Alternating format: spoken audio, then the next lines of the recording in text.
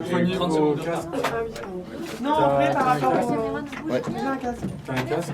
Il y a pas de casque. Oui, qui le veut? T'as un casque? Tu veux? Ouais, j'en ai besoin. Parce qu'il y a Fais gaffe là.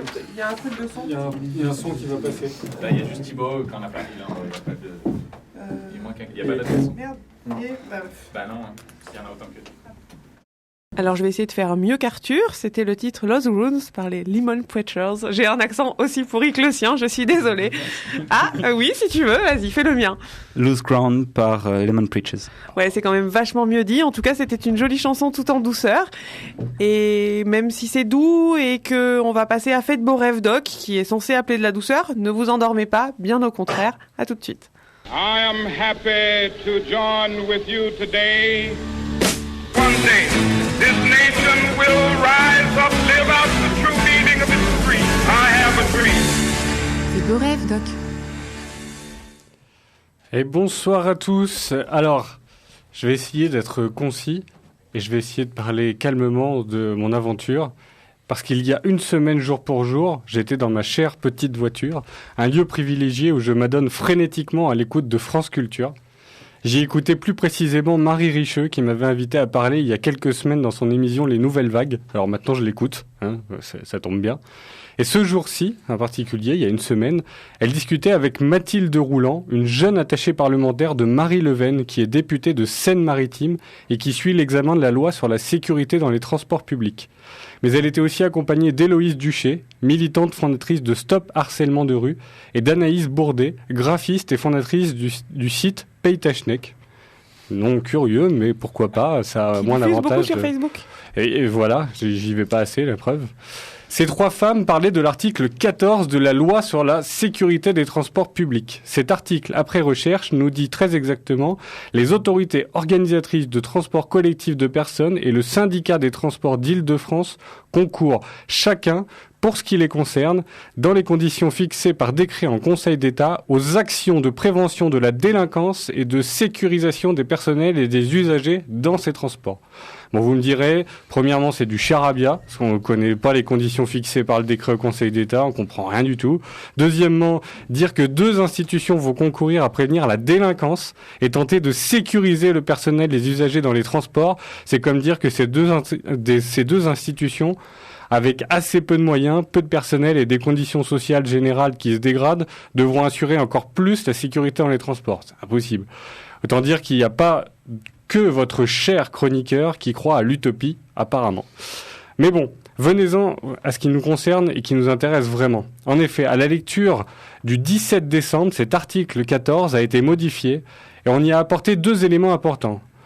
Après le mot délinquance, on a inséré le mot des harcèlements et des violences à caractère sexiste. Et dans un deuxième temps, toujours ce 17 décembre, il a été ajouté un alinéa à cet article numéro 14 qui stipule que les autorités organisatrices des transports collectifs vont rendre compte chaque année de leurs actions de recensement, de prévention et de lutte contre les actes de harcèlement et de violence à caractère sexiste à l'encontre des personnels et des usagers de transport. Alors, je vois déjà les garçons dire « Oh, encore un sujet sur le sexisme, on va en prendre plein la tronche ». Je vois les filles qui vont nous dire « Ah, si tu savais ». Alors ouais, c'est exactement la réaction que j'ai eue lorsque j'ai écouté les témoignages des femmes victimes de harcèlement dans la rue. Je me suis dit, en tant qu'homme, mais si on savait à quel point c'est dur d'être une jeune fille qui veut porter une jupe, si on savait à quel point c'est galère de porter une tenue un tant soit peu sexy dans la rue, si on savait à quel point c'est dur d'être constamment la cible des sifflements, des petites remarques, des lourdeurs de ces mecs que des milliers d'années de construits sociaux ont rendu insensibles à cette horreur quotidienne. Si on savait à quel point des moments comme celui-ci sont lassants. Magnifique. Excusez-moi, vous êtes magnifique. Merci. Je vous regarde depuis tout à l'heure, là je suis descendu par là, je vous trouve sublime. Vraiment. Bah merci, c'est gentil. C'est quoi, vous dérange pas qu'on discute un petit peu? Bah non. Ouais, sûr, c'est vrai? Ouais. T'as un petit numéro pour qu'on puisse prolonger la discussion? Non, par contre, le numéro, désolé, mais j'ai un copain, je vais pas donner mon numéro comme ça, à droite à gauche. Ouais. Mais tu sais, les copains, c'est rien un copain. Un copain, ça se... Non. En tout cas, vraiment, je te trouve magnifique. J'espère que... Arrête de me toucher. Par contre, on parle, tout va bien.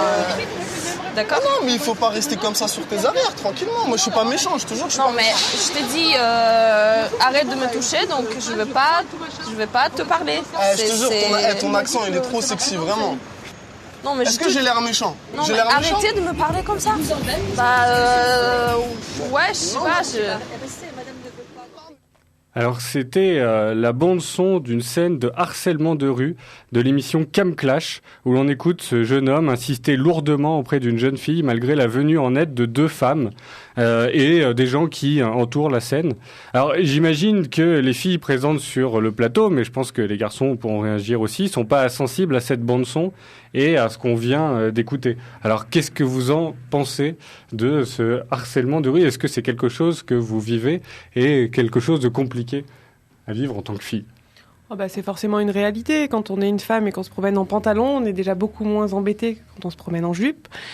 Quand on se promène en jupe, il y a toujours beaucoup plus de remarques et des regards un petit peu plus appuyés quand ce ne sont pas des gestes déplacés et carrément gênants.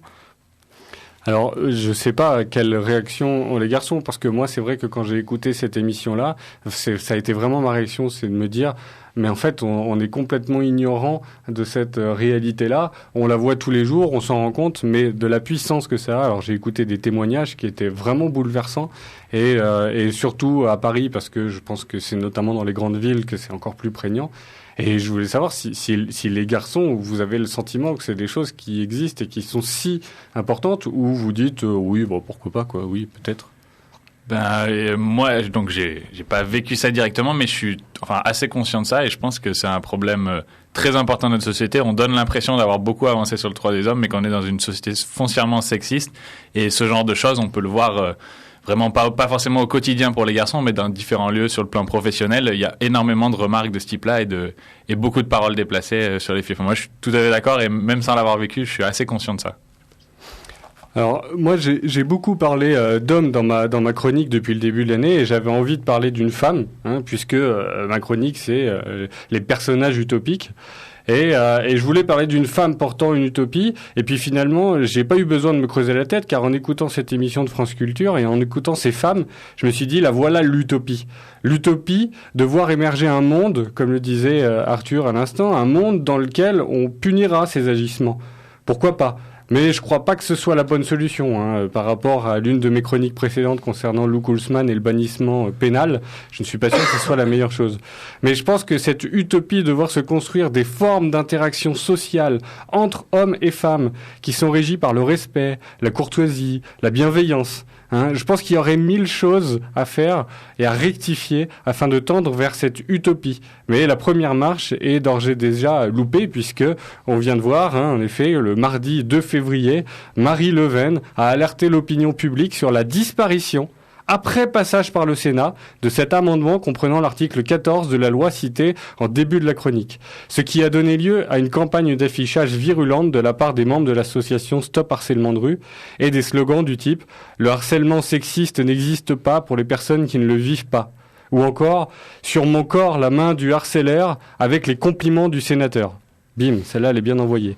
Alors oui, aujourd'hui, en 2016, ce genre de sujet sexiste est encore une utopie. Mais à la différence des chroniques précédentes qui présentaient un personnage utopique, toujours un homme, je présente avec un grand malheur une utopie, en majuscule, incarnée par les femmes.